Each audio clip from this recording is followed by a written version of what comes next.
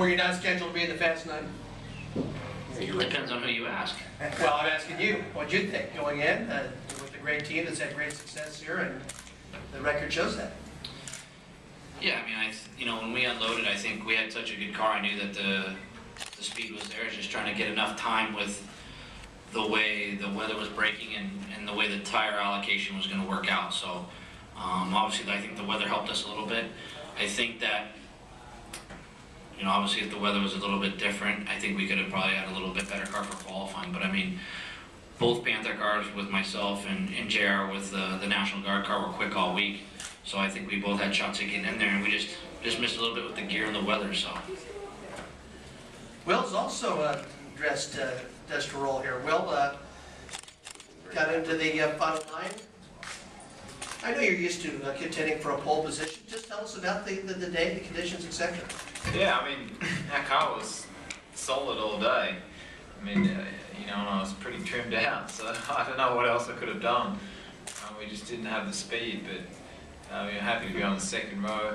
I mean, as far as a team today, we didn't do that well. We were probably a little bit surprised, but it's a long race, and congratulations to Alex Tagliani. I mean, he deserves that. He's a very good driver, and I'm very happy for him. But yeah, not much else to say. I mean, we were solid in every run. We had 2 runs, that was it. Yeah. Sometimes you know what you got. Yeah. Hold it off. Let's have questions for these two. Buddy, you look at Will's car and you see Verizon plastered all over the side pod. Your car doesn't have anything on the side pod. How are you guys able to, first off, what kind of budget do you have? And how are you able to put out this kind of performance with the limited amount of resources you've got compared to a team like Penske? Well, I think a lot of credit has been given to John Bart, his organization, and Panther Racing. I mean, I think their track record speaks for itself.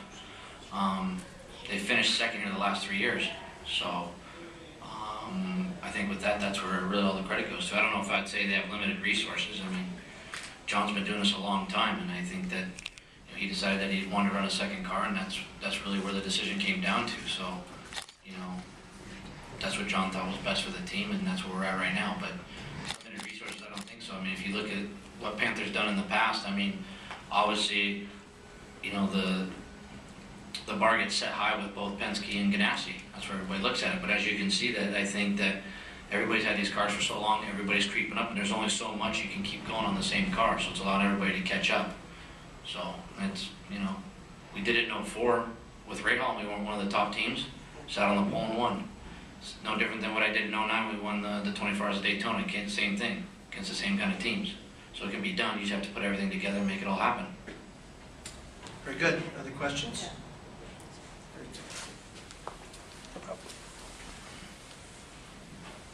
Buddy, I don't think we've seen you around for a few years, and I'm just wondering how hard was it for you to just jump back in the car and get up to speed, because it seems like you just didn't have any lapse of being here. Well, I didn't have a bad result in 08 when I left, and I think now, once again, there needs to be a lot of credit given to Panther Racing and their old program. I mean, because the car is so good, it allows me to come in, get right up to speed, get comfortable, and get right back in the swing of things. But it's not like I've been just sitting at home doing nothing. I mean, I've been racing Grand Am. I've won the 24 Hours of Daytona since I left, and been doing stuff like that. I just haven't been here. And the reason that hasn't happened is just because the right opportunity and situation hasn't been able to present itself and completely come together. There's been a lot of opportunities and a lot of different things going on, but it just never happened. But I mean, I'm grateful to be back. I'm glad I'm here for the Centennial, and I've been given another shot at winning another one. Yeah, I have a question for Will and for Buddy. Will, what was it like seeing Ryan have a tough day, and then Helio didn't quite measure up to what your car was, and what did you guys talk about afterwards? Have you had a chance to analyze anything? Yeah, no, we haven't. Yeah, it felt very bad for Ryan. He just got caught out there in one of the practices, and as soon as you have a crash around this place, it's very tough to get your confidence straight back.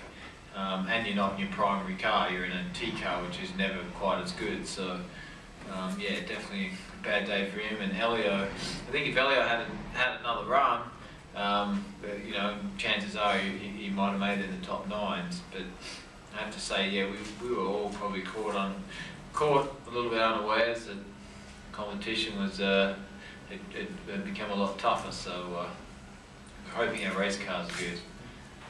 And Buddy, I'd just like to have you look back just for a minute on the year that you won, because I had a great seat for that, looking straight down at that pass you made after the rain delay. And I remember, did you say you did touch the wall or scrape the inside wall? Never even came close, huh? And any thoughts on that? Nah, do it again. Good. 7,500. And the last thing, weren't you a baseball player?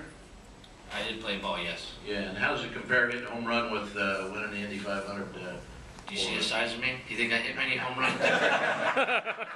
You see the guys that are hitting home runs right now? Josh Hamilton, he's like 6'6", 250. Yeah, that's not me. I'm about the size of one of his legs. Steroids. Either or both of you, what was the change to the track conditions from earlier in the day when you first went out and qualified, and then when you went in the fast night? Yeah, it was actually better when we went out the second time because there's no wind, and that was probably maybe a little bit warmer, so that helps the car's speed. So it was just a little nicer to drive.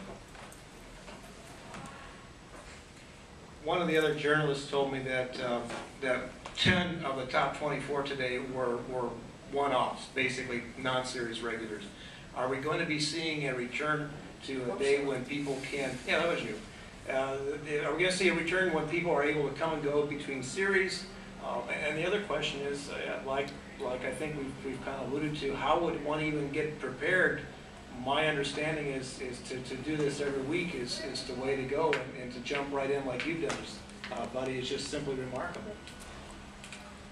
I think there's twofold to this. One, most of the regulars, myself, Weldon, raced multiple years here and also have won.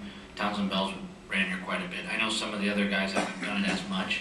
I think that's one of the big things. The one-offs, we've been here. We know what to expect, and it's nothing new. Number two, everybody's had these cars for so long.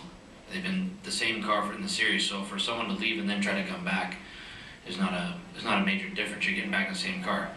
I don't think you'll see a whole lot of one-offs next year. I think you'll see it's much more difficult to do that. The resources, and I don't think the data will be there for anybody to do that. I think you'll see that most of it will be guys running full-time. Now, with that said, I think you'll see some one-offs, but it'll get back to how it was before, is that the guys that drive and run the cars full-time will have the edge for sure, especially for the first few years. Gentlemen, thank you very much for coming, and we appreciate it. Thank you.